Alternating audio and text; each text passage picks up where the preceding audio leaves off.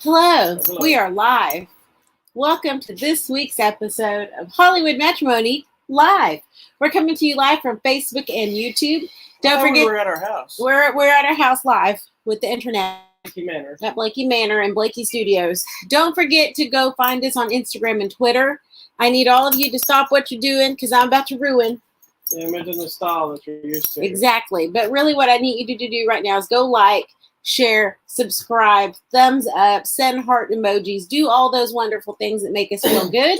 And please do it on the actual pages, on the actual look, we're live. Things like don't just like share the site link. Don't just like the page of an article. Like share the link so other people know to click on the link.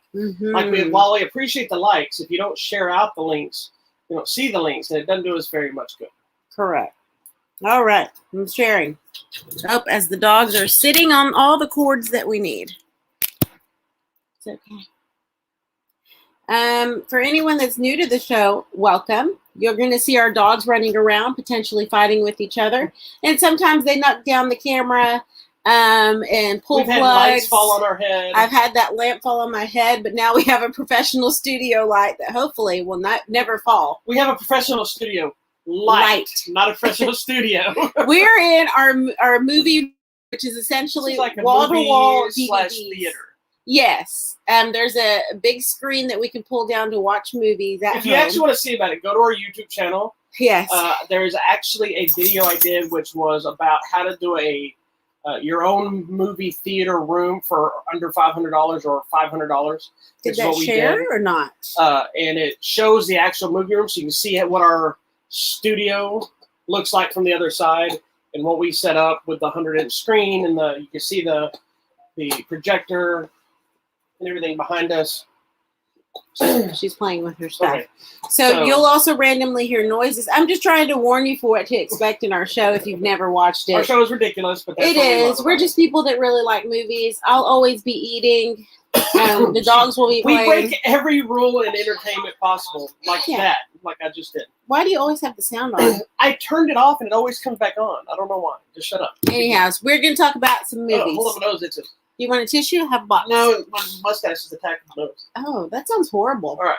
So we didn't see a lot this week because let me tell you, before we get into the movies, let me just tell you what my last 2 weeks have been, or our last 2 weeks have been. This month has been a nightmare. So our granddaughter, yes, these two young people have a granddaughter. Girl, hey.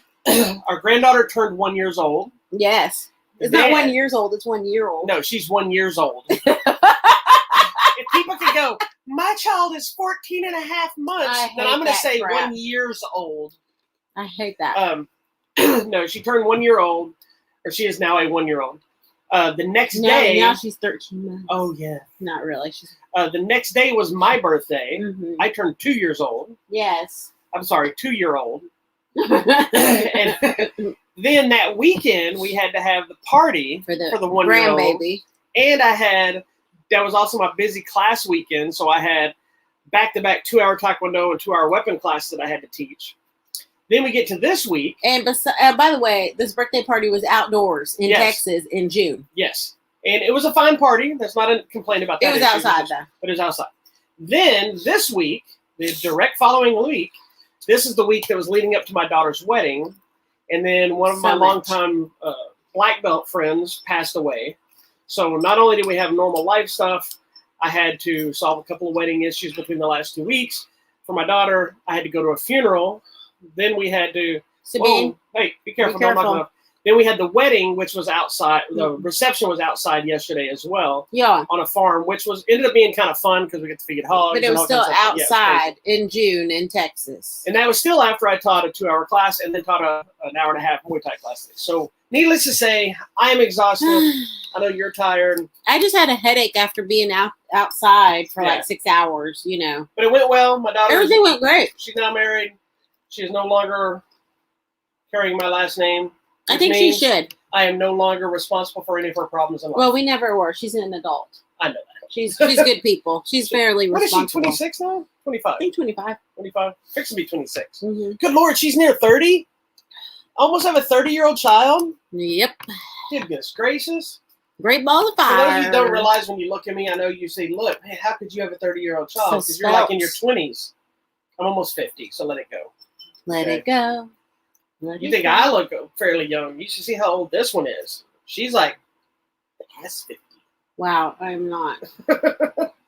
But I do look good, girl. So with that being said, we have not had a lot of time to watch movies, but because this week was such a big release, we spent all of our free time reliving 9 other movies in the Fast franchise. I do not have them. Do I need to get them? Yeah. I thought you were going to have posters, but I have a compilation, but I like how you pulled them up when we talked about Well, here's the problem. It's hard to do that because where are they? We have sets. Yeah, we have sets of them instead of individuals. Never mind. So we'll talk about it. If I had a box set or something, makes sense. Okay, so we basically revisited the entire Fast and Furious franchise, which, believe it or not, there are a lot of people that haven't seen any of these films. Some people gave up on them. Are we going to start talking about that? No, but okay. You're introing. I'm just saying. So we're going to do a little quick retrospect like we do anytime it's a franchise, and then talk about, obviously, the new one that came out. And then we have 2 other films. One Netflix film and one animated film. So what would you like to talk about first? Let's just go in this order. Is that cool? Yep. All right. I'm going to share my screen with y'all so we can see what we're talking about. Okay, so this is one that I was super excited about. This is the latest of the DC animated features. And for those of you who don't know about the DC animated features, we talk about them on the show a lot because I'm a comic nerd, so I watch all of them. Yeah. But they have some that are a continuity storyline, then they have other ones that they are actually put out that are based on actual graphic novels and things like this. This one is very much like the Dark Knight Returns release. Did you watch the Dark Knight Returns set? I thought I did. It's like the future Batman where he's old. Yes. Okay. Anyway, they released that as a part 1 and a part 2. Correct. Because it's an epic story. So what the latest one, Batman the Long Halloween, they're doing the same thing. They released it as part 1 and then part 2 coming. This one is actually the early years of Batman. It was meant to be kind of not a continuation, but in the same world of Batman Year One-ish, which is a graphic novel Frank Miller put out that's also really good. It was a book done by Jeff Loeb and Tim Sale. It's more of a Batman noir murder mystery. It's not necessarily all the crazy over-the-top shenanigans that you find. Right. That's there, but it's not there. Element. So in this one, there's this mysterious killer called the Holiday Killer who's killing random mobsters and these different people each season or each holiday. So it's like Halloween and Christmas and Thanksgiving and Valentine's Day and whatever. So they're trying to figure out who it is. And so during this storyline, it actually brings in almost every villain in Batman's rogues gallery, if you will, as we try to figure it out. So we just watched part 1. Now, you know nothing about this. I know nothing about this. I didn't read the book, but I like Batman, and that's one of the things I like. Old school Batman. I like the old style animation. Right. So I had to get used to this, but I'm totally into Batman animated, and I typically love all the DC animated stuff. I think the last one I didn't like as much, but you didn't like the Justice Society one? I really dug that one. It was a little elseworldy for me that I had to. Yeah, see, I wasn't a big fan of the Superman Man of Tomorrow one because I didn't like the animation as much. This one had the really thick lines. Yeah, But I still, lately though, a bad DC animated film is still better than most of the other stuff. They're still good. so there's been a few that they didn't do. Yeah, so I didn't know anything about this. It's an interesting concept, the story that there's a killer on every holiday. So it's pretty cool. So what do you think of the movie? I really enjoyed it. Did you? Yeah, I really did. I think too because it has like some of the characters that I like, my villains I like my Catwoman, Joker in this. I can't deal with the Joker animation. Like his. He looks like the Joker's supposed to look. I know he cut his mouth all the way up here, but dang, it's that's like not even really creepy. in the original story. It wasn't about him cutting. It's Joker, but Joker's supposed to have a big. He's not supposed to be a little Caesar Romero. He's like, I'm the Joker. Yeah, this is. So while we're watching it, she goes, I don't like his mouth. It's like so big. And I'm baffled because I'm like, he's supposed to be like that. And I know some of it they were probably going off of Tim Sale's art. It's a very unique art style, and his art style is very unique. I don't think you can even animate it. It's that unique, and his has had kind of a lot of. When she's doing, I'm like, what is this? Is this what you're like? I'm the Joker. Okay, I get it. But no, I liked it, and I get the tone and the vibe. It is more mystery than. We're trying to figure out the word. Yeah, it is noir-y. It is mystery. Noir-y, is that a new Bollywood movie? Yes. And it's more that than a little bit of the over the topness sometimes that we get with a lot of the characters. It's more grounded. Yes. With everything like. And it's darker, I feel it's all about Batman being. tone. It's the detective side of Batman. Yes. It's not very much the superhero side of Batman. I like which, believe it or not, is two different things. Yeah, and I think too because we're in a earlier version of the Batman story, like we get to see a lot of Harvey Dent. Yeah, and there's some of the stories him and his life that he's dealing with, which I don't know if it's true or not in the continuity of the story. But it's like everything else in comics. It's like this was yet another kind of changed origin. Like this movie serves as not only this mystery thing, but you're getting a little bit of origin of some Batman elements. You're getting a Harvey Dent origin story. You get a little bit of some of the Gordon's origin story. And trying to deal with that. Yeah, so there's a lot of elements that are origin story stuff that are all intertwined as part of this story. And it was always these kind of things when these graphic novels, this was actually a miniseries, not a graphic novel. But when these come out, they are usually self-contained. They have nothing to do with the main story arcs that you're reading in the comics. That's how they've always, Batman's always had a slew of just like graphic novels that come out that have nothing to do with what's going on in the comic series. So you can read it and not have to read 7 titles every month, you know. A lot of the characters don't do that. It's always interconnected. And then you get into Elseworld stuff, which is better. Clearly not, because you asked me if I wanted a snack. I just want the Melba toast. I like those too. Fine, man. Here, sorry. I just ate that while I was in the middle of talking. I bogarted the whole bowl because you asked me if I wanted a snack. So I was like, yeah. And so I'm like, I love to eat on the show. Anyhow, I loved it. I thought it was good. I'm ready to see like what happens next. I didn't love it as much as I hoped, because as much as I love the book, but I think that's why. Because I love Tinsel's artwork. And this looks like there's elements you could tell they were trying to get his tone, but there's no way. It's hard. If you looked at the credits, I don't know if you remember it, but it was that weird black line art. That's the literal art from the book. So it's not it's a little bit hard maybe to animate. But it is really good. It's still a great movie, and I can't wait to see it. But they left me hanging. Yeah, so this is part 1. Here's what's really cool about it. For the promotions, I get this box, right? And most of the time, you know, some of the bigger reviewers or people with way bigger sites stuff, they get all these promotion items and all these kind of cool things. I get them here and there. You know, we're not as big because people won't share stuff. So it's your fault. But I got a box, had the Blu-ray in it. But they had all this like packing, and it had like this little slew of things. It had candy in it, had some Starburst and Twix and stuff, celebrating like leading up to Halloween.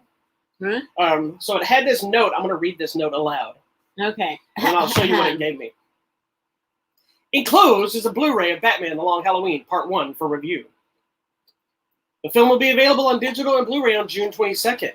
Okay. Which I know what he is. That was Friday. Preferred hashtag is hashtag Blog the Mac. To get your trick-or-treat spirit, we've included some Halloween candy, some pumpkin carving stencils, which I'll show you. And because you're already looking forward to it, there's also a custom calendar to count down the days until Long Halloween Part 2. Yes, I need to know because it totally ended on a cliffhanger. So we got these little cutouts that are kind of fun. These actually look really cool. I'm going to try one. So it's got one that's all the just the destructions, as she likes to say. So, you know, you got the bat symbol. Then you got Batman. Really? I guess that's all you get. Then you got another, you got the Catwoman. Then you got the Batman, the whole Batman, not just the Batman's face. And Jokia, with the face that you don't like. I know. It's too much. And then what's cool is this little calendar they mentioned, which normal person probably would have been looking this, tearing the things off, but I didn't. So don't worry, you don't have to wait as long as you think you do for the second one. Thank goodness. So they give this little calendar, and it's got like little screenshots from the movie, and then it has like little notes with it and stuff. So like the first one on here was Father's Day. It's a picture of Gordon and his little girl Barbara from the movie. Yes, dressed as a police officer. And then as you zoom through here, it's just got different things. Some of them are just random. Most of them are just random pictures. Then it says like that facts on some of them. So like this fact. It says Harvey's original name was Kent, which was later changed to Dent to avoid any confusion or connection with the Mr. Kent of Metropolis. Then you have National Kitten Day. It's got Catwoman on it. How good is that? So it's just a fun little calendar with quotes and facts and all kinds of stuff. Said Two-Face made his first appearance in Detective Comics number 66 in 1942. Wow. So if you didn't know all this, so it's just a little thing. This is not something you can buy. This was sent as promotion. But have no fear. Part 2 comes out in August 10th. So it's not too long of a wait. So you got a little while, but you're not going to have to wait. You don't have to wait till actual October for the next one to come out. And this calendar ends on July 27th, which is when the digital copy comes out for part 2. Oh, I'm ready. So it leads right up to the digital release. So I thought it was really good. It's a lot of fun. I need to know what happens because it kind of ends on like they thought they caught the guy, but got away. Dang it. And if you have read the book, it does pretty much stick to a lot of the continuity. I think there was a few things changed. If I remember, I'm planning to reread it because it's been years since I read it. But I believe it stuck to mostly the proper story. So either way, check out Batman The Long Halloween Part 1, available now on the Blu-ray and the DVD. And then at the end, it did have a little sad in memory of her Naya Rivera, who did the voice of Catwoman in this series. She was the young lady from Glee who drowned.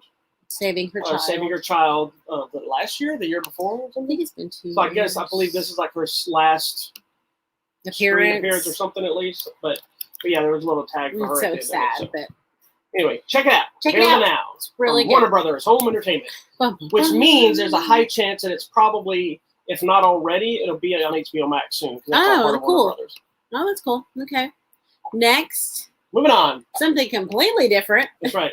Well, if you've been with our show long enough, you know that we love all things Liam Neeson. I love me some Liam Neeson. If I'm in trouble, I'm calling Liam Neeson. That Liam Neeson movie is still a fun movie with Liam Neeson. Still good. So the latest is a Netflix film called The Ice Road. The Ice Road. It's basically Ice Road Truckers. Ice Road Truckers. Yeah, kind of thing. I don't know if y'all ever watched the series Ice Road Truckers. Which I didn't know. She suddenly told me she was a fan of Ice Road Truckers. I didn't know that. Totally. Because, and then this is the other thing.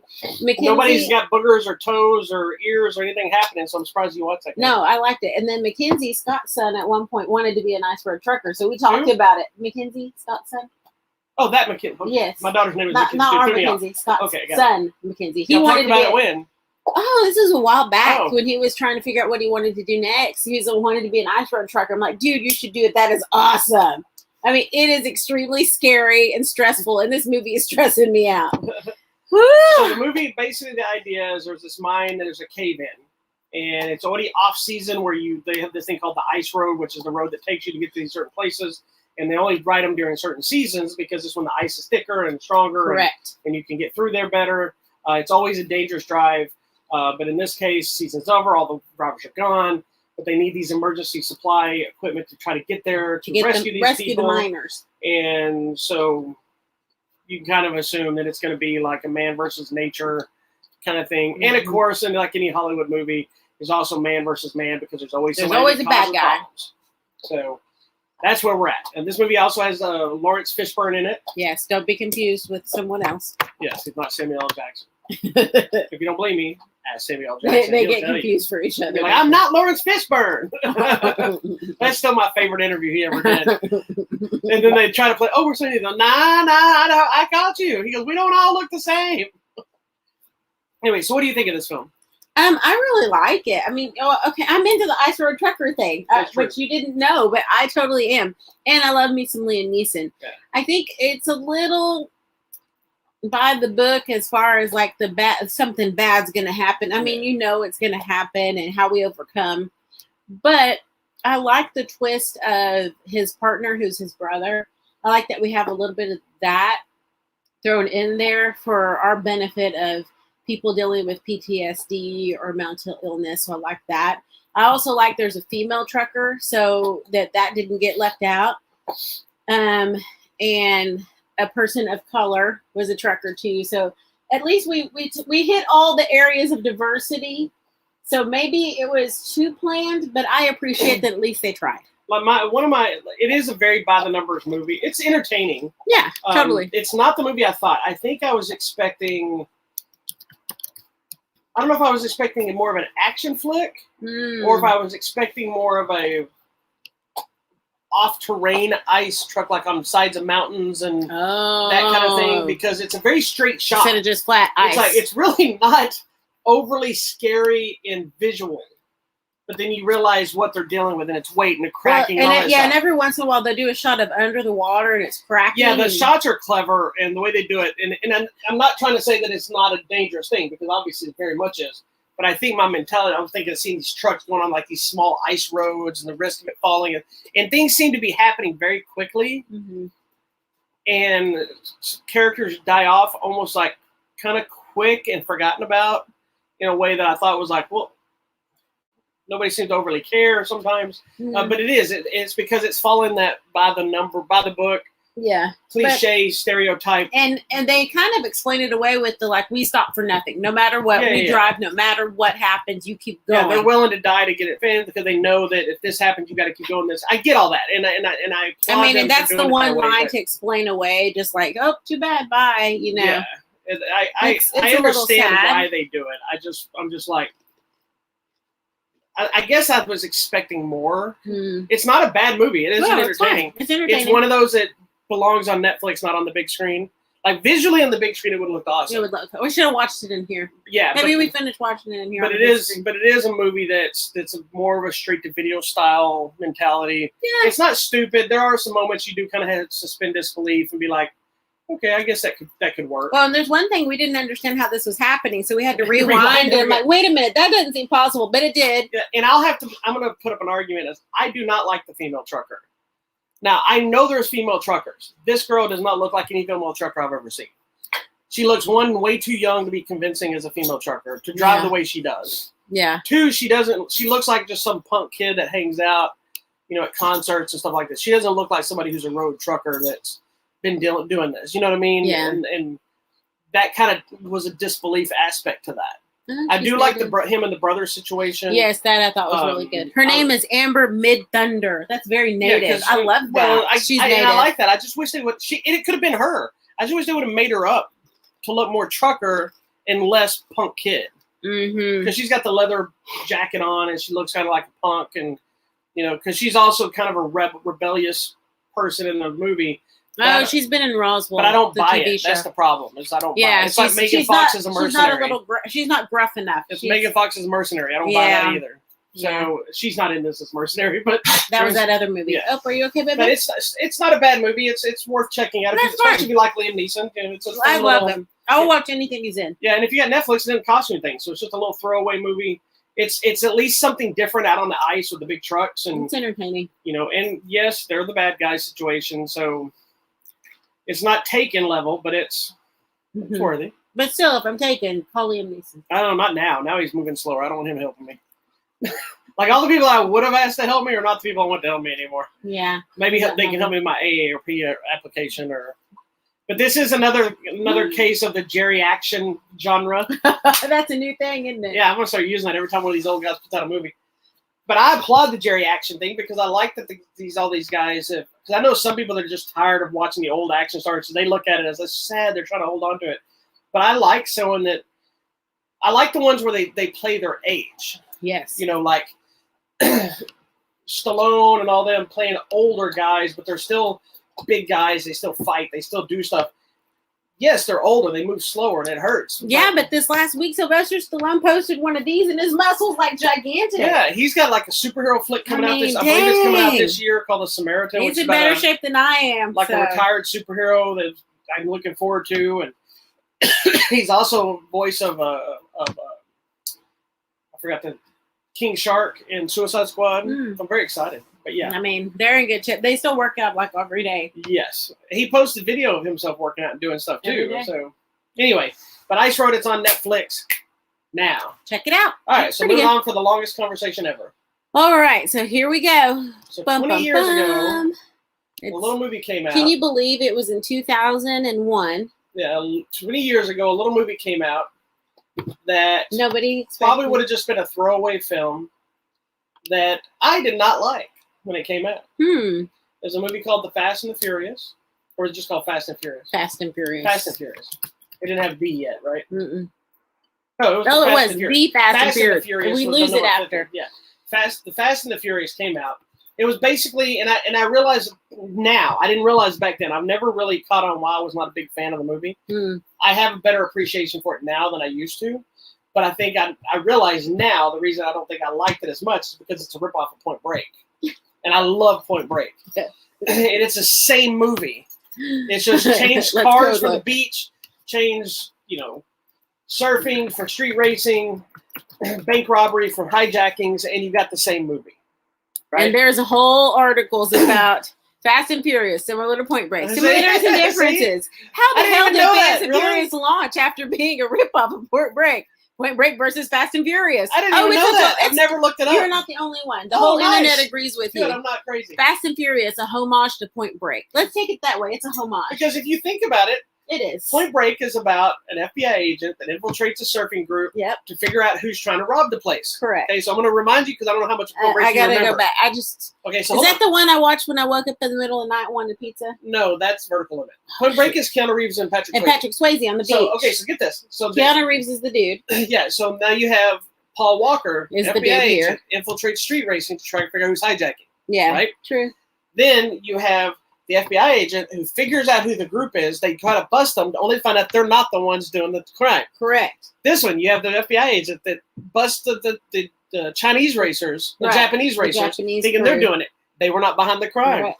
They have both love interests. One of them is the ex to this one. One of them is the sister to the other one. And at the end, what do they both do? They let the bad guy go because he can't be put in a cage. It's the exact same movie. I know. The only difference is our surfboards didn't have engines. Yes. But I am now a massive fan of the Fast and Furious franchise. I have an appreciation for the original film. I remember seeing it at the theater. I remember the entire parking lot being full of neon lights and little buzz cars and Asian people and this was their genre, the race thing.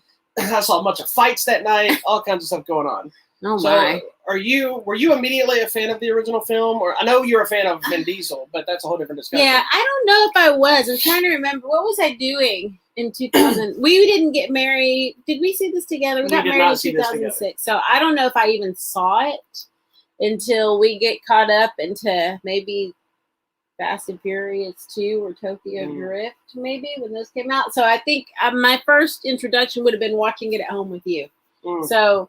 I mean, it's fine. I like it. I like racing movies. I like to pretend that I can race, but I know I'd probably just crash everything.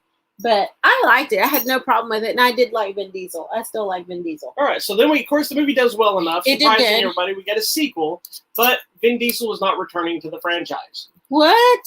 So when they made Too Fast, Too Furious, they spun off Paul Walker's character, and then they infused all new characters with Tyrese and Ludacris and I forgot who else, Eva Mendes. And made basically, and they could have done these movies forever with just Paul Walker and doing different cases and stuff. Yeah. Of course, it brings in more street racing. And I did like Too Fast, Too Furious more when that one came out. I don't know if it was the banter with Tyrese. Tyrese is funny. If it was just a different locale, it wasn't all about family this, family that constantly, because that's kind of the theme of this movie. Because these movies are essentially love stories. Yeah. It's the love story between Dom and Letty and Brian and Mia. And so the second one came out, it was a hit.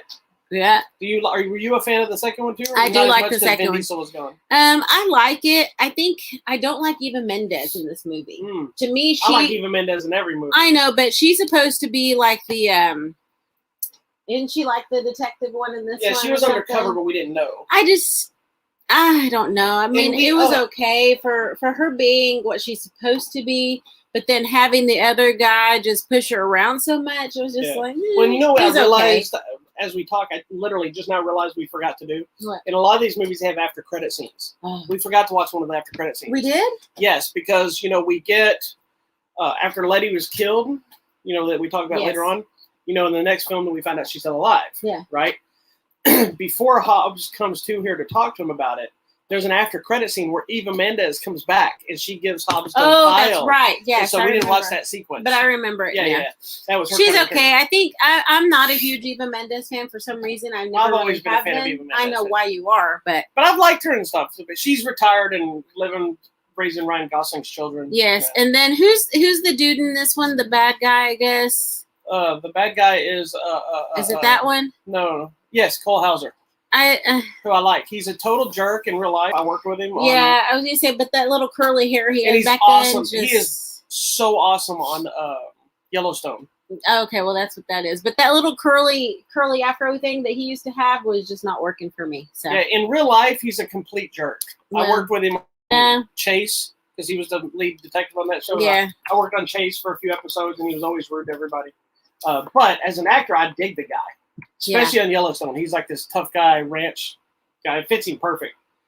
Okay, then so we move on. So nobody wanted to return. They decided to reboot the franchise and did Tokyo Drift. Now, the original plan, if my understanding, was they were just going to do a series of films that were race themed with the Fast and Furious at this point, kind of like the original plan for the Halloween films, which I don't know if you knew that or not. And after they got past Halloween 2, when they did Halloween 3, Season of the Witch, they were going to do Halloween-themed horror films that had nothing to do with Michael Myers. I gotcha. Everybody hated Season of the Witch. They brought that back, and now everybody's like, we love Season of the Witch. Anyway, but Tokyo Drift was also almost a straight-to-video film. Oh, goodness. They did not think anybody cared about the franchise at this point. They didn't think this one without Paul Walker or Vin Diesel anybody was going to care about. Yeah.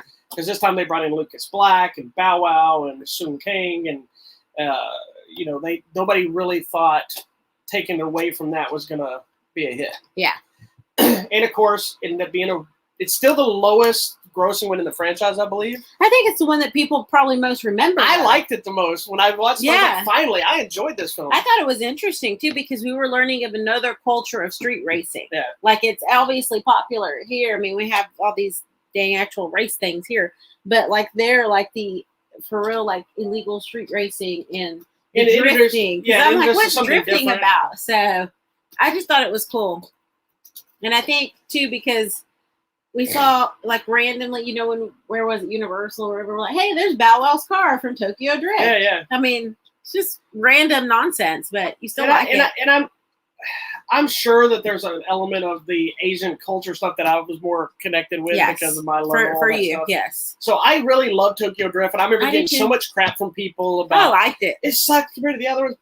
And if you don't know, Vin Diesel has a very, very small cameo at the end of it. Correct. He did that job in agreement so he would get the rights back for Riddick. That's the only reason he did this job.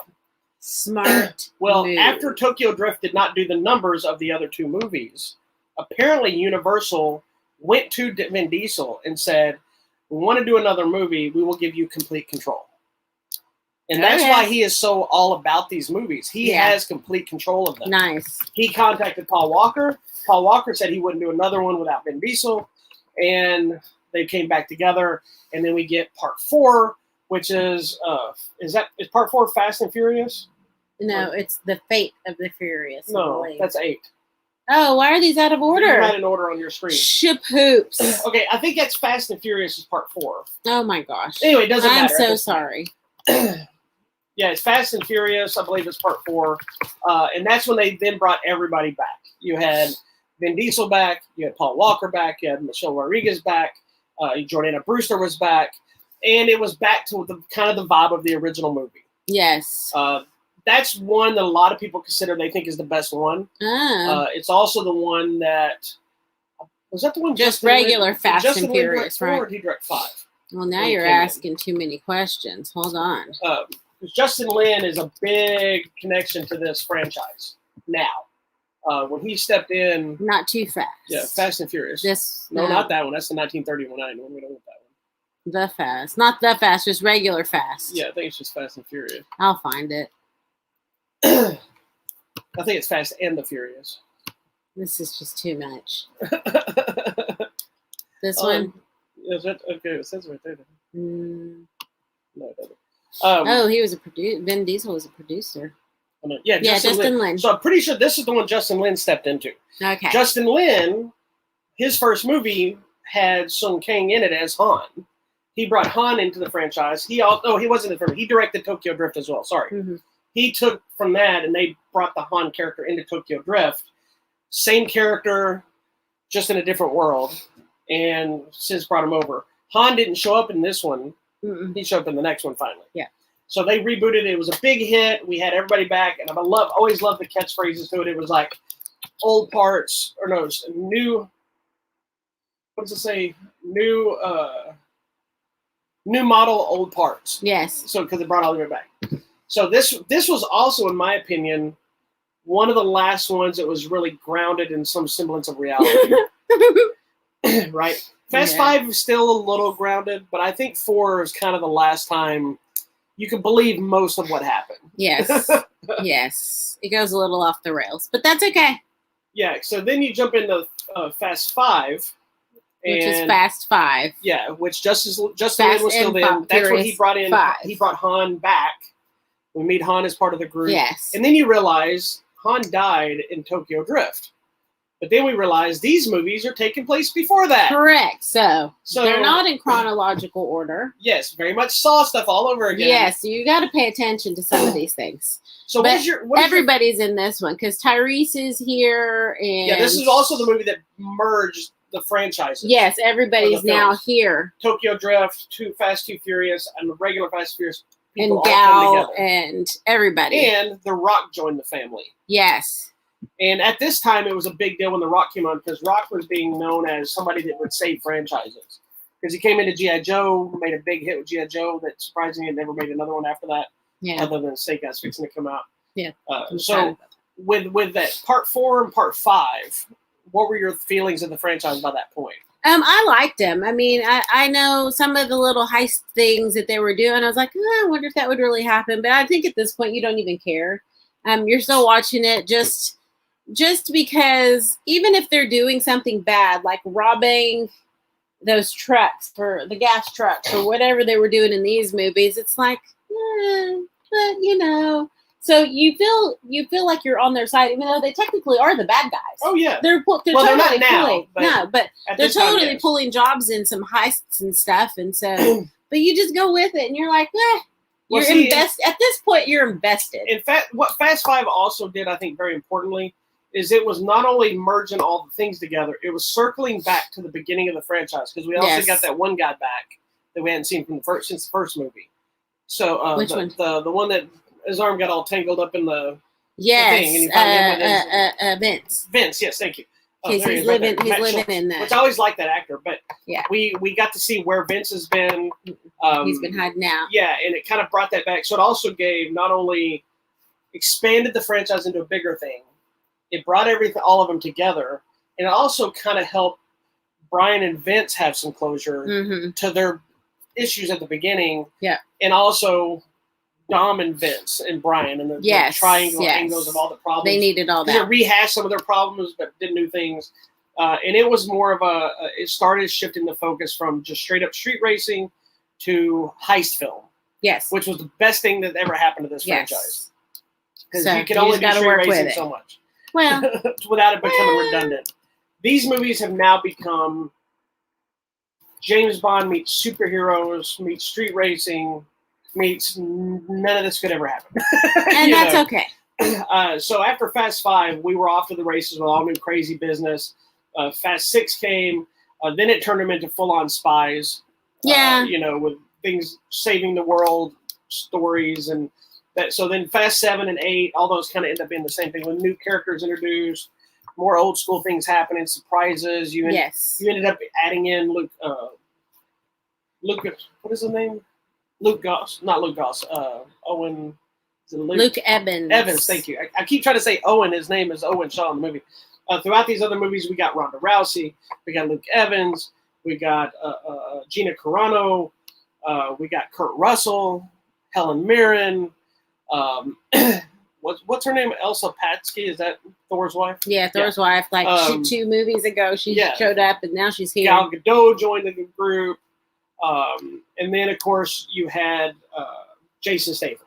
Yes. Which became all these people. It just made the universe. This franchise was doing what Marvel is doing now before Marvel was doing it. Yeah. But I don't think they get enough credit. Yeah. But they are. They were bringing, like, this little movie might have some of these people in this one. Then in the next one's like everybody's together and they're meeting each other. And I like that not everybody knows each other. Correct. Like in a lot of these movies, it's like, oh yeah, I know who you are. Because Paul Walker's like, okay, I know a guy. So then then Dom's like, oh, I know some guys. And so he brings in Leo and whoever and whatever his name was. And then Well, we have another story about that. But yeah, so everybody knows somebody, and they're like, oh, I know a computer person. Oh, I know this person. Well, so suddenly they're all getting built together. Even in the new one, when we start meeting somebody, you realize this one other person that was joined the movie in the last film, you forget she doesn't know who these people are. And they mean she's like, and who is this? You know, are we supposed to be, why are we all confused? You know? Yes. But I like that they keep the continuity of that, of like, well, I knew this one guy. I worked with him like 10 years ago. And now I'm bringing him here, and he comes in and he's leery, like, okay. Well, and what that also does is not only does those connections help that out, it helps establish the timeline. Correct. So it's not nearly as confusing as you might think it is. Yes. Is at first you're confused because you meet Han. That's the most confusing element of this entire franchise. Yes. You meet Han. He's already been killed. You're like, what? You meet him in Tokyo Drift, right? Yes. When he dies. Where he dies. But then now suddenly he's in all these other movies. Yeah, and then you're like, okay. He makes one movie where he's like, I'm heading to Tokyo.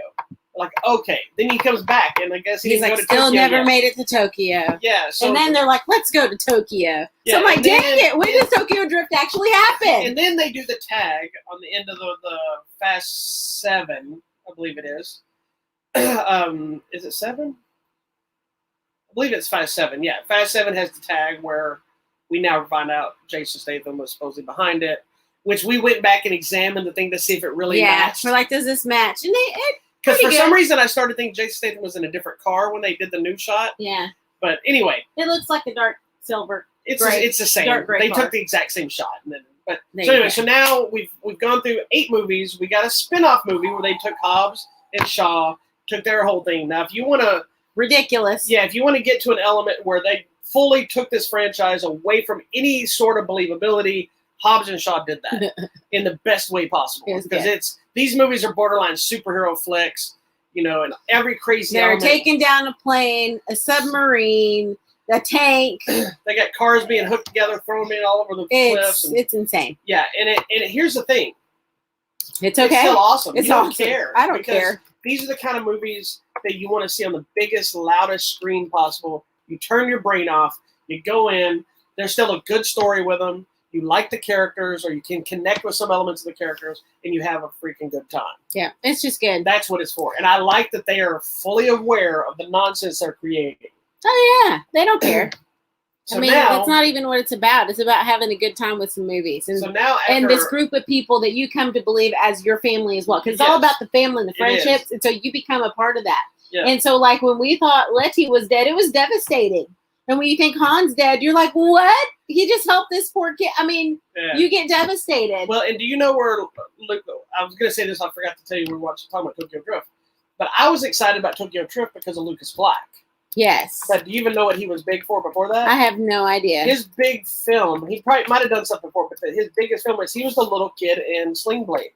Oh. So I love Sling Blade. It's such a great movie. Yes, I know he's a little kid that's dealing with all of it. And so when I saw, he's grown up and he's doing something cool, I'm like, hey, this is awesome. That's pretty cool. So now, after a year delay.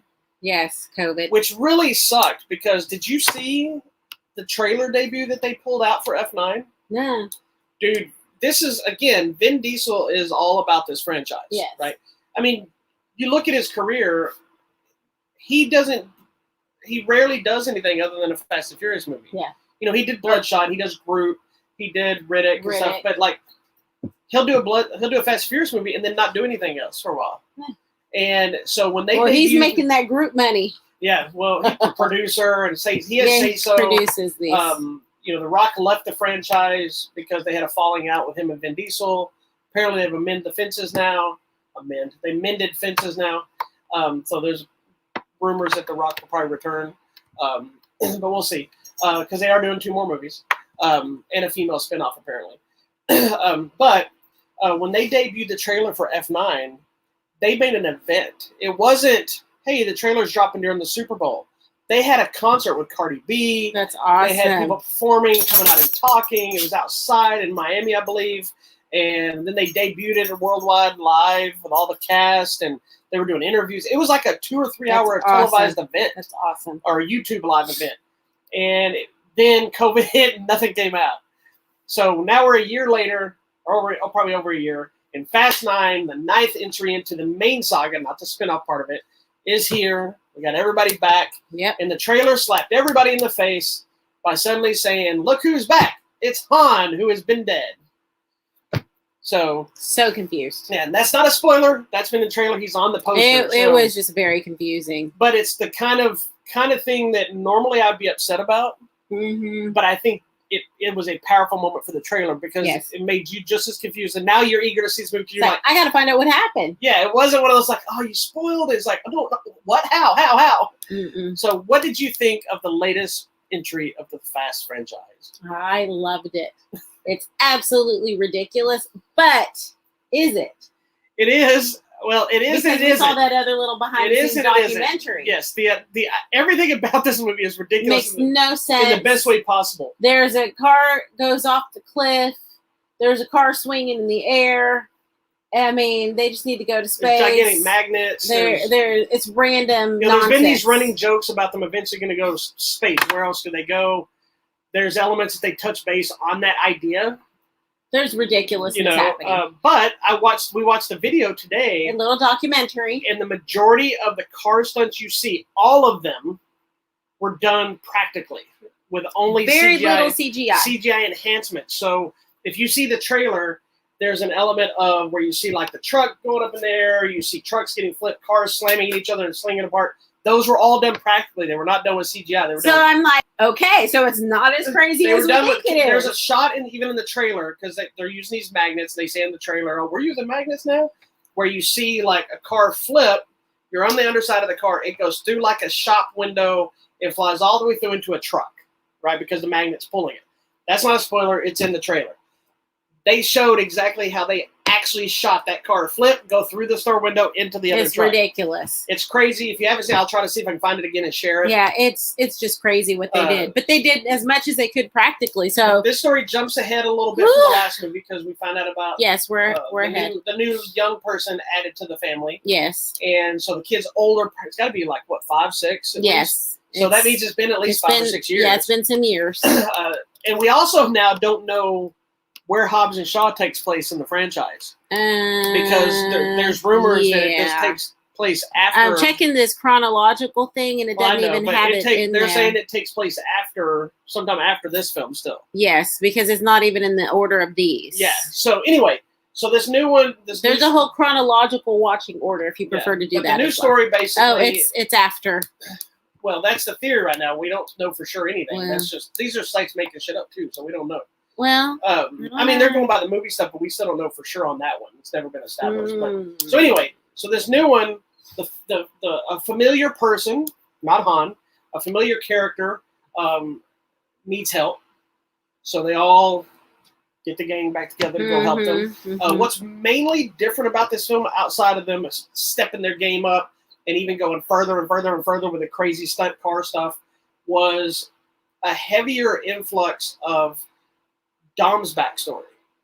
They took the one story we learned about his father and his dying in the race. We've heard about it in the first movie, very first one. Now we get to see it, and you get to see, and that's not really a spoiler. It's a very small element of the movie, but you get to see more about what was also revealed in the trailers. John Cena's addition, who is Dom's brother. It's not a surprise. That's right. It's not a spoiler. It's in the trailer. Yeah. But we get a lot of their backstory, so you understand their relationship. Dogs. Even get a backstory of the famed necklace. It's kind of a running thing in the movie of why it's important. There's a reason. I will say, but before I say, what did you think about the explanation of Han? It kind of makes sense. I think I need to watch the movie one more time to really understand. I think I know what he's saying. I know exactly what they said. I can explain it to you if you need me to once we get off the air. Yeah, I mean, I guess I get it. It just doesn't really make too much sense. It made total sense to me. And it was what I expected, but not the way I expected. I thought it was connected to something different. And I thought that would have been a better idea. But it probably served that dual purpose. Well, in this case, and this is one of my few really issues with the film. Like, I love the movie. It's a blast. But it was a convenience thing. It was another case of it's connected to the story that's happening now, which would make sense why he would come back, because it's connected now all these years later. Yeah, but I mean, if we do take into account that Dom's brother says something similar in regards to that connection. So, I mean, in a way, everyone's connected without knowing they've been connected. Yeah. So, I mean, I don't know. I get it, but it's some of it's just that convenient storytelling element. I'm glad Han's back. Yeah, that's all I'm gonna say. Well, there was a whole campaign when they killed off Han, because nobody thought it was gonna be past Tokyo Drift. So when he killed off Han, Justin Lin, Sung Kang is kind of Justin Lin's muse. He uses him a lot, and he killed him off. And then there was a whole campaign of justice for Han. Everybody wanted him back. Now there's Sung Kang is trying to cause justice for Giselle. Because he wants to bring Gal Gadot back, but they're like, you can't bring her back. She literally exploded. She jumped off, sacrificed herself to shoot somebody into a fiery plane crash. There's really no way to bring her back. Unless they do some backstory stuff.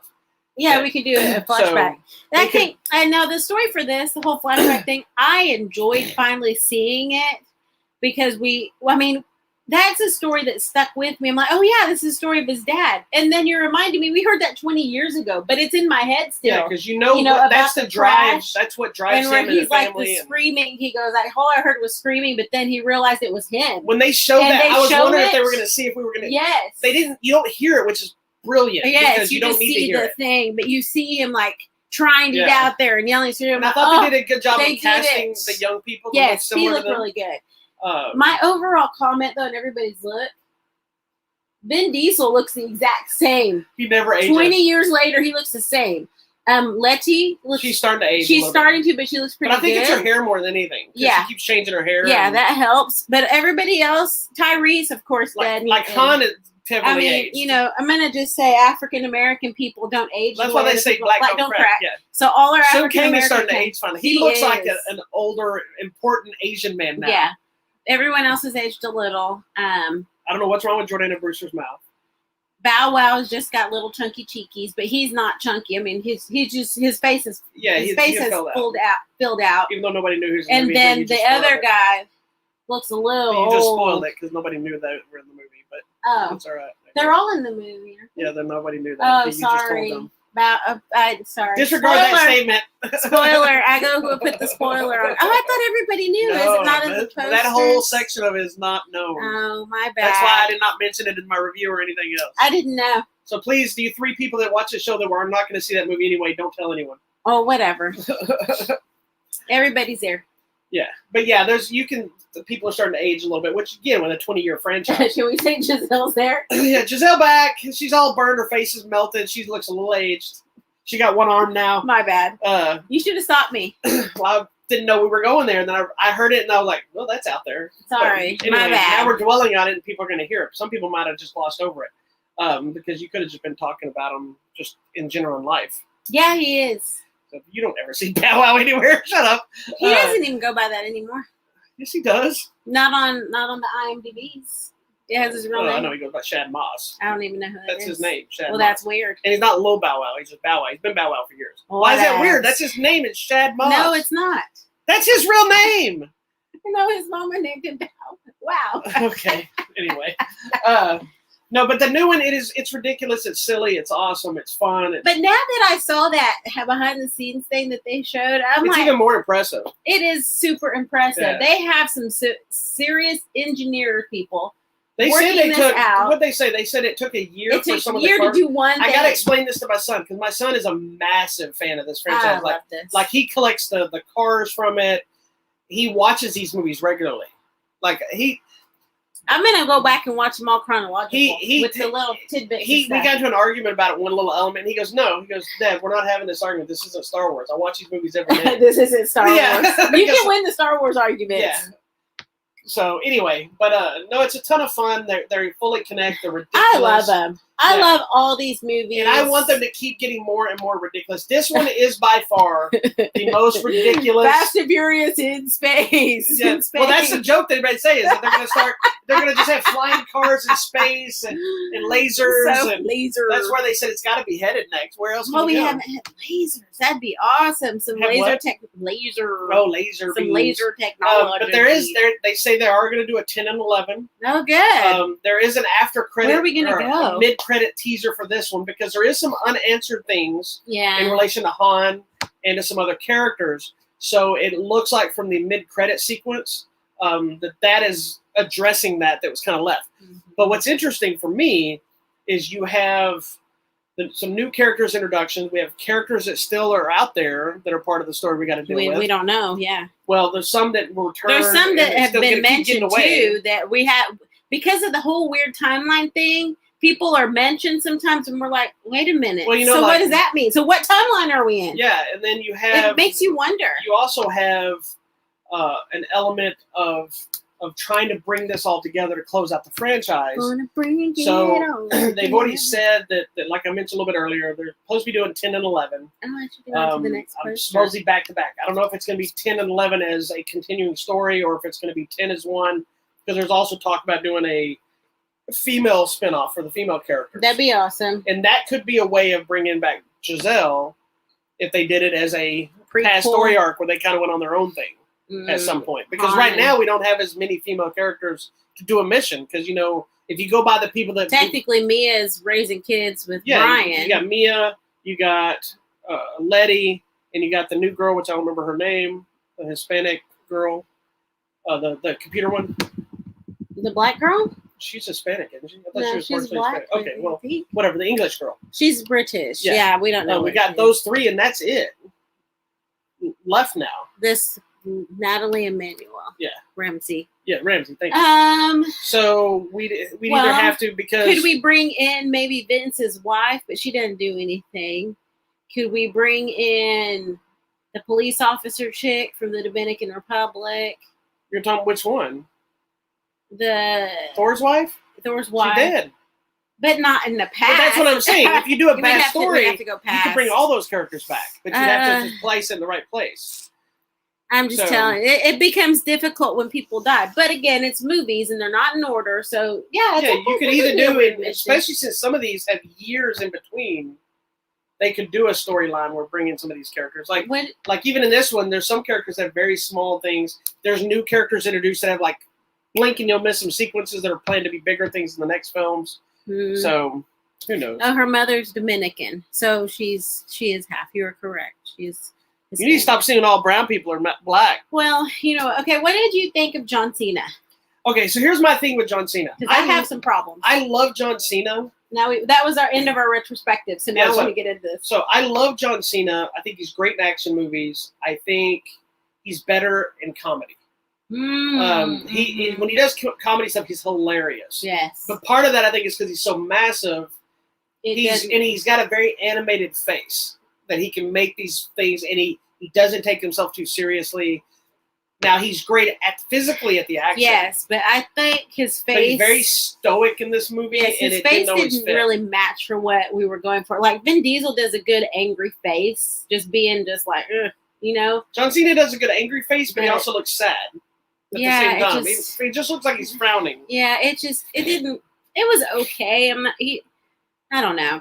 I know exactly what you're trying. I know what you're there's saying. Something that's just a little bit off. And then who else is in this poster we haven't talked about? Oh, Charlize Theron. Charlize Theron. Theron, yes, who is returned from the last film. And I love her in this role. She didn't get much to do this time. She bothers me. Why? I don't know. Like in general or just in this movie? I think in both these movies, she's just so smug and arrogant that I can't deal with it. Then you're getting exactly what you're supposed to get. I guess. I had a reaction. She's supposed to be an unlikable character. I had the reaction they wanted. She's a pompous asshole. She is. And she's supposed to be. And she's very much plays that part to perfection. Yeah. She's another one that doesn't seem to age. She doesn't. She's been doing really She's a very beautiful woman, and I think she's more beautiful now. Not in this haircut, but typically. I actually liked her in this haircut. With the chili bowl. I don't like that haircut, but her face fits it. Oh, she looks. It's not one that I would prefer her to be in, but it fits her. She looks good with that hair. I'm gonna do that. You will not look good with that hair. No, because nobody looks good with I disagree. Little boy hair. I disagree. She looks good with that hair, and it's the multicolored layers, and I'm telling you, she looks good in them. You're just jealous because you're angry. I'm jealous because I'm angry. You would look like a little boy with it. I would. I think everybody does. Wow. The other thing I did really, really like about this movie is every single person got a moment to shine in action. Correct. Like even Mia got to fight.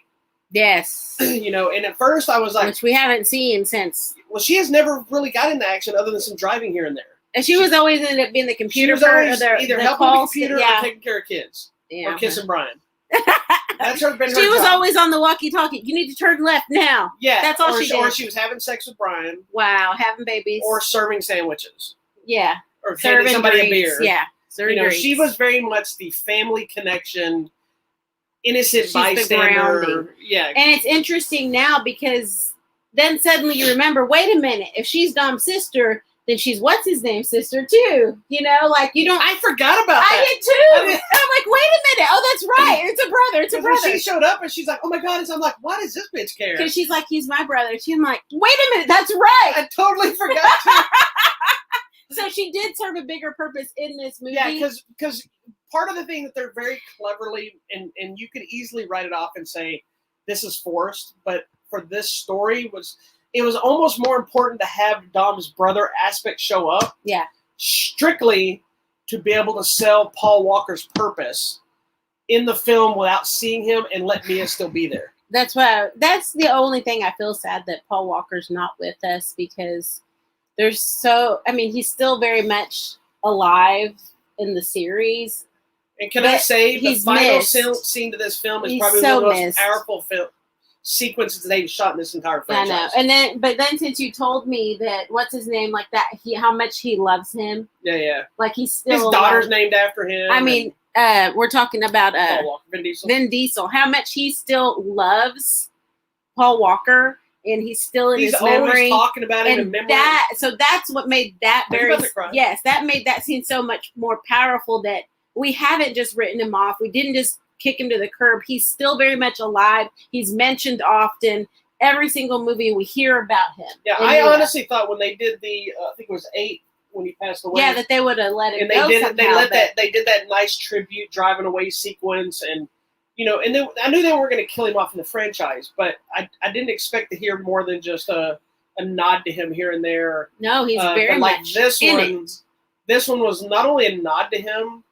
I don't want to tell you the sequence because it's not a spoiler to the movie, but it's something that you just need to see because it's the way it's handled. That's nice. Not only is it a nod that he's very much a part of this family, he's still around, he's still out there, but it's also a nod to the original movie. Yes. It was very clever. That's why I'm telling you. It almost teared me up, just the way it's shot. Yeah. And then the last... it got me. And then the last person you see the way they shoot. It's not a weird computer CGI Paul Walker thing. But it was very clever and beautifully shot. And Vin Diesel said that's like his favorite shot they've ever done is that one moment. I'm telling you, he loves that guy so much. He does. He misses him so much. And the irony that he died in a fiery car crash after being in these films and making this, because this franchise was very much him and Vin Diesel. Yeah. It wasn't just Vin Diesel's franchise. It was them. Could we ever pull in Paul Walker's brother? Is he a twin? Okay. No, he just looks his brothers look like, because when they finished Fast 8, his brother stepped in to finish all the scenes that he didn't get to finish. There has been talks, from what I've read, about one or both brothers joining the franchise at some capacity. Here they are. There was also talk that he couldn't come in as Brian. Right. But he could come in as Brian's brother. This one. Yeah. He could show up as a relative of Paul Walker, Brian. But there's also been talks that Paul Walker's real-life daughter may be joining the franchise. Oh, my gosh. Later one's movie. So how old is she now? I want to say she's like adult level. Maybe not her 20s yet, but at least like 18, 19, I believe. Yeah. Look her up and see. I saw a picture of her. But I'm looking right now at Paul Walker's brothers. But they could easily show up as a brother. Like this one, especially the older one. They could bring him in easily and make him related to Brian, and maybe they never met him, and he always talked about how his dad wasn't there. Maybe it could be a brother that he didn't have. And that too was ironic. Yeah, see, that's his daughter. Oh my goodness, she's older now. That was kind of the irony too, watching these all over again and seeing part 1 and then seeing this new one. Yeah. Because you remember in part 1, or maybe was it 2, whenever he was going to have the kid with Mia. No, it wasn't part 2 because they worked together. That was later. Okay, well, that whatever. That was part 4 or 5 when we started getting into the kids. Okay, well, when Paul Walker is like... Too Fast, Too Furious, Tokyo Drift, and then... Paul Walker's like, I don't even know if I'm going to be a good dad because I never saw my dad. Yeah. And then to hear this one, Dominic Toretto be like, oh, my dad was there every day. We were together every single day. Yeah. And that's not what you think of like a criminal. You automatically think, oh, they had absentee parents. That's why and that wasn't the case at all. Yeah. It was actually totally related to his dad. It's the flip story because the police officer guy's got the trouble. Yeah, and then when you watch this movie and you see the impact that his Dominic Toretto's dad had on him and their entire family, they're you get it and you understand why he is. They're kind of silly conversations, but they're powerful silly conversations because there's moments where it's like they're in the middle of a race and his dad gives him some very poignant life advice before he takes off in his car because of the way he's reacting to something. And I was super excited because all you Mayan fans out there, the guy that's the lead in Mayans is in the movie. He shows up. I was like, what? Yeah. So, I mean, it's just, I know they seem like silly movies, but they do have some good messaging and family and teamwork and being together and being loyal and all those kinds of things. I mean, so we're spending like 40 minutes talking about a series of race car movies, but they're actually very impactful. But like I mentioned earlier, these movies have always been about family and this, I don't want to say bizarre love story, but it is. It's a love story about the Brian and Mia character and the Letty and Dom character. And it's like the Dom and Letty story is like those characters have supposedly been together since they were kids. And it's very much, this is that ride or die literally mentality. And there, when we got to that part 7 or whatever, and they reveal something, I'm like, I forgot about that. So I'm glad we watched all of there's just so much there to unpack, and y'all should watch it. It's interesting. But the new one is again, it's way more ridiculous than anything before it. And it's exactly the movie I thought we were going to get on every level. But I was really glad to see, everybody got some fighting and some action. I initially had issues because Jordana Bruce, Mia's character, is kicking some ass. Yeah. And I initially had an issue. I'm like, okay, great. Now she can fight. But then I forget she's been living with an FBI agent for all these years who is always in danger that he probably said, look, you need to learn to fight. And both her brothers were these big muscle-bound hulks that probably defended her, and she was in these crime world. Yeah. She probably learned to fight somewhere along the way. She's she was with Letty, who already knows how to fight. Yeah. So it makes sense. But it was smart the way because Letty got all the badassery kind of fight stuff. Mia was fighting, but also hitting people with anything she could find. Yes. So it made it a little more believable. Yes. So anyway, there you go. Fun. And some big news about this film. So we've been coming out of the pandemic, as we both all know. Box office hasn't been super strong. Mm-hmm. Overseas, this movie had already racked up hundreds of millions of dollars. Right? Like every other movie normally would have racked up. What do you think, without looking at anything, what do you think this movie made in the U.S. box office in its opening weekend? Because we know that most movies haven't made it over 20 million. It's been struggling. Mm-hmm. People are going back. Most everything's open back to normal now in most places. What do you think this movie made in the domestic box office? I was going to say about 20-something. 23. What you're going with? Yes. Well, I'm happy to announce that you are absolutely incorrect. Because it made $70 million. What? I was hoping it would get to the 20. Which means people are back in theaters where they belong. Our theater was packed. Yes. People were clapping. People showed up. And I'm they not going to lie. I got weirded out when a guy sat next to me for the first time in over a year. Wasn't worried about it. I just suddenly was like, is this okay? Yeah, they're filling the seats again. And then people hit 70 million in domestic theaters, which means people are going back to the theater, which means no more movie next delay. big release for us is Forever Purge. But the next big release is Black Widow. No, it's Black Widow, which we will see if all the Marvel fans as well will get out there and hit it. So that means I want to see The Purge. Well, that's next weekend. That's next weekend, July 4th weekend. So this movie cost about $200 million. Okay. So they made 70. So it's made 70 in the U.S. It has already made, it's got a worldwide total. How much do you think right now? It's been out, I think, for a few weeks or months or whatever. 200. It has already made $405 million worldwide. And it just opened. That is awesome. Good for them. So we will get another one. Yeah, it's only been out a couple of weeks. Oh, it was going to get a movie. It is also it has now hit $6.3 billion franchise, making it the fifth highest grossing franchise of all time series. So, and it's just behind Marvel, Harry Potter, Star Wars, and James Bond. Oh, I didn't know James Bond. James Bond has so many movies too. It's got way more movies than most of these things do. Yeah. So anyway, it's a massive hit. So it's not only a big hit. That's awesome. It's brought people back to the cinemas. which makes me happy because nothing makes me hurt more than the cinema's hurting, but also it was depressing there. Also knowing the love that some of these franchise, whether it's Marvel or whether it's Fast and Furious, you don't have to like the movies, but the people that work on these movies had passion to make them happen, and to see them work and see them actually, people got out there says, I care about that too. Yeah. And this one, unlike all the other movies that have been open, was only theaters. There was no early access. There was no, you can watch it at home option. People thought this is not going to work. This is going to be dangerous because people aren't ready to go out there, but everybody's full of shit. Everybody was there. Now, given a normal year, this would have probably been multiple hundreds of millions of dollars, but still, that is a massive success for a movie from a pandemic. It's really good. So, and that would be it. We had a good crowd too. They were cheering and they clapped at the end, and they were into it and they appreciated it. So that's good. We loved it. It was a blast, and yes, I would go see it again. I would see it again. I want to. And I need to. I get a little irritated because Vin Diesel grumbles a lot, so my hearing don't like it, but I can hear it. He talks very deep. He's the voice of the Iron Giant too, doesn't he? Yes. Okay. But he's just so low. I am Groot. Anyway.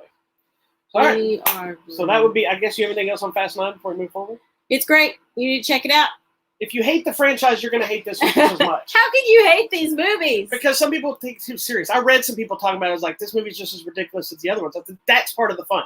No, but you need to get past that, and it's about the family. Somebody else's review I read said, if you can buy into the crazy spectacle of it all, you will have a blast. Yeah, just let it go. One of my friends posted the same thing you just said, where they said, I just saw Fast 9. My overall review is this movie is ridiculous, and I loved every single minute of it. I love them all. It is. I love this franchise. I stand corrected from 20 years ago. I love all of them. And Vin Diesel still looks the same. That's right. Exactly. So anyway, moving on. So coming up this week on the Blu-ray and the DVD, the div, we've got His Dark Materials Season 2 is coming out. Season 1 was actually really good. Willy Wonka and the Chocolate Factory is getting a 4K release, not the Johnny Depp, the Charlie and the Chocolate Factory. This is the Gene Wilder classic. Borderline crazy. In yes. The Purge Season 2 is getting Blu-ray treatment. Do I have the Purge Season 2? I think Did you watch it here? Yes, I watched it. Maybe they're doing a re-release of it or something. Because the one I didn't watch was Season 1, but Season 2 to me is more important. Season 2 is a better season. I like the first season. And it connects, I think, more to the films. Yeah, it does a little So you need to watch Season 2 for sure. Our next marathon that we'll probably, I'm assuming, may start tonight. Actually, we probably need to watch some of our recorded stuff and then start tomorrow. But there's not as many movies to watch because this weekend is the Forever Purge, so we got to watch all the Purge movies. I'm so excited. We're not going to rewatch all the TV series, just the movie versions right now. But if you haven't seen it, do watch Season 2. It really does connect. There are some characters that appear in the movies, so you're going to watch Season 2. So for the most part, other than there's some random stuff, it's not a big week this week. Okay. That's kind of stuff. Well, coming out at the theater and online, there's some Thursday movie releases. So on July 1st, coming to Netflix, there's this movie called Audible. It is a documentary about a deaf high school athlete. Which, how does that work if you're deaf and you're trying to play sports? Well, we're going to find out. Let me tell you about it. Coming out on HBO Max, there's a movie called No Sudden Move. And it's based on some criminals trying to steal emerging car technology in the 50s. So it seems interesting for the time period. Then, of course, on Friday, July 2nd, nationwide release, The Forever Purge. The Forever Purge. We don't really know time period, I don't think. It doesn't even matter. It's The Forever Purge. I believe in this one, it's people who are doing crime they've decided after the purge bell has rung. It's considered in the trailer. It basically says the purge is over, and they're like, "No, it's in Texas." Yes. So it's going to make it a little more worrisome. It's near the border, but it's like, no, we're just the Forever Purge, and this is the stuff that I've been talking about since day one. That somebody would take it too far. This is also being billed as the final Purge film. We'll see. But I have some news for you.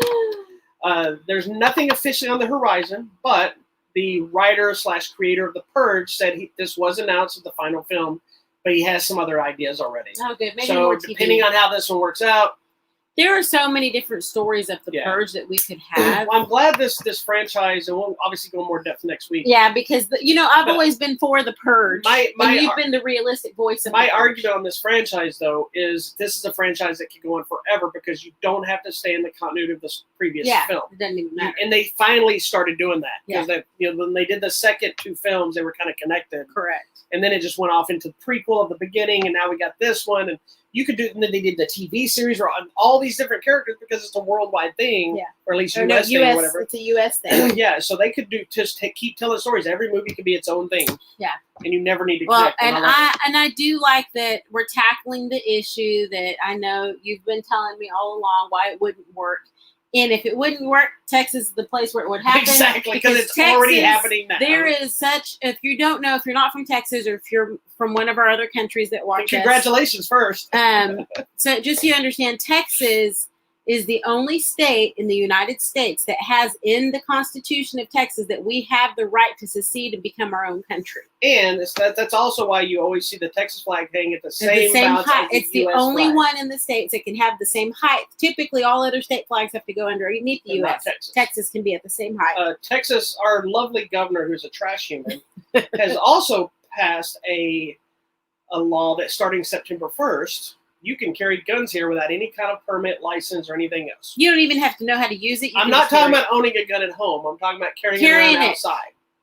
Like you could carry a big old rifle on your back. We already have open sword carry here. You can carry like samurai swords on your back. This is not a funny joke. No, this is serious. We saw a guy on his motorcycle, like a little crotch rocket ninja type motorcycle, hauling ass down the street with a samurai sword strapped to his back. You can carry that anytime you want. And we are reverting back to the old West. You can carry big knives, Bowie knives on your leg. You can carry guns. Oh no, there's still I think they still changed. I don't think they changed. I could be wrong, but I don't think they changed the rule on certain knives. Then it have to be like so many inches. Used to be you could carry something that would be equivalent to like a pocket knife, certain length. But then now you can carry. So I don't know all the rules. It's weird. We're a crazy place. But anyway, so that's why if the Forever Purge was going to happen, it would happen here. Very much. And there's some border issues in this movie, so I'm interested to see. Every one of these movies has tackled some political agendas or cultural stuff. So I appreciate it. Okay, now the movie you're waiting for, The Boss Baby Family Business. Let me tell you. I had no interest in that first movie's pretty funny. I don't think I've ever watched it because I thought it was stupid. It's ridiculously stupid, but we've had it. We'll put on if I still. I might. So now the Boss Baby, the babies are adults, right? Yeah, and now they're kids or something dealing with something. I don't know. They're adults. They still act like children. Basically, is the point of the movie. Coming out nationwide, something called Summer of Soul. It's a Woodstock type movie based in the 60s. It's Lin-Manuel Miranda, Chris Rock. I think it's a documentary. So it's interesting. So I don't know.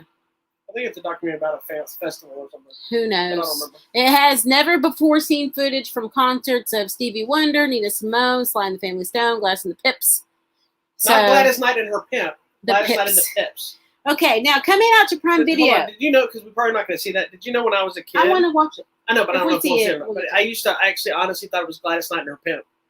That's what I thought it was when I was a kid. And I remember, I don't remember if it was my dad or some other buddy. I said it somewhere and they're like, what'd you say? I said, Gladys Knight and her pimp.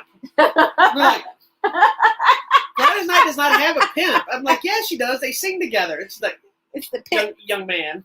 Oh my god! I think it was a black friend of my dad at Kraft. My dad was working. He was like, "It's the Pips." I'm like, "Well, that's stupid. It makes no sense. It made more sense for her to have a pimp than a pip. What is a pip? That's not a thing."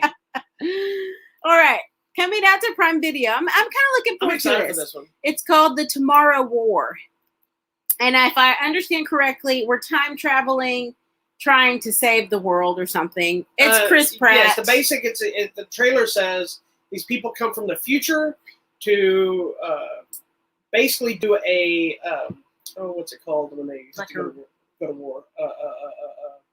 When they make people go to war? A draft. A draft to bring people to fight in the future to save the world. Because there's not enough people. It's aliens and stuff. Oh goodness! This time travel and this is another one that was supposed to get a big screen release, but because of COVID, it got bought by Amazon.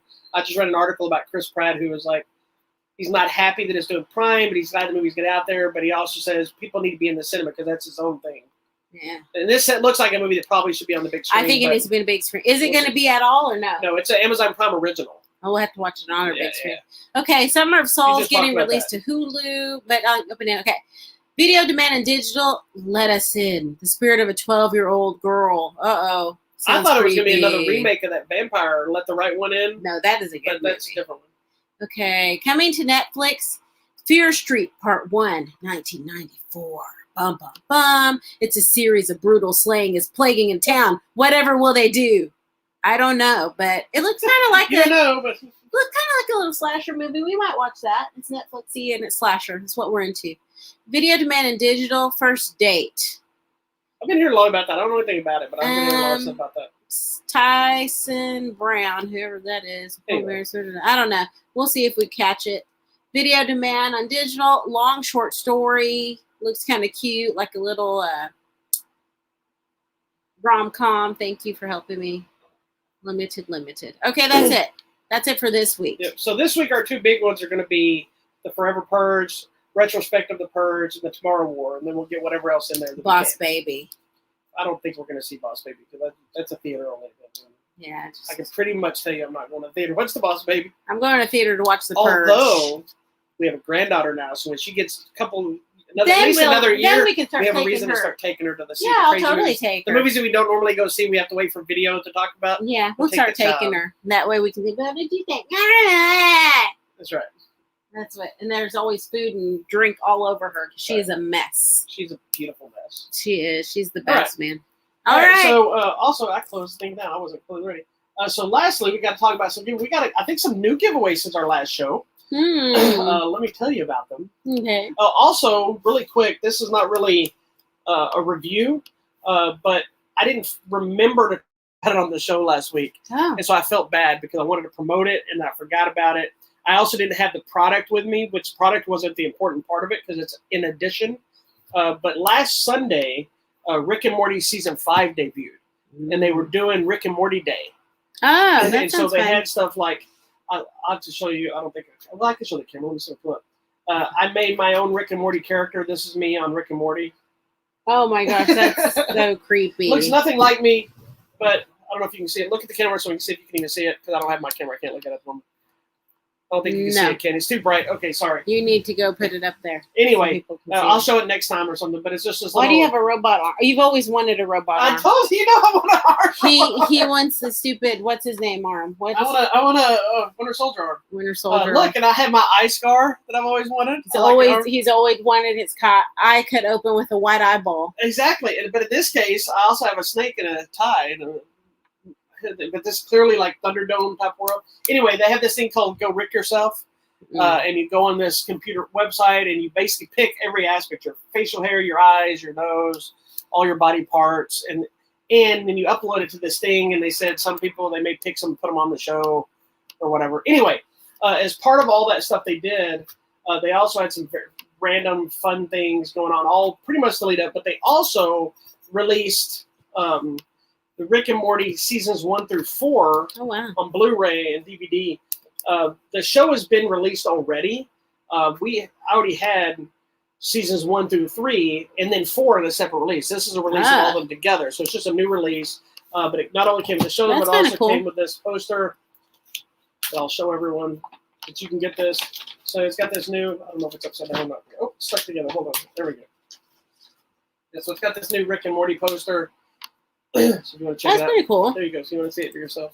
Yeah, it's pretty cool. So you got Rick's butt out and crazy wacky things. Seems a little disturbing, but so anyway, it's available now as well on Blu-ray and DVD. Sadly, I don't have any of those to give away.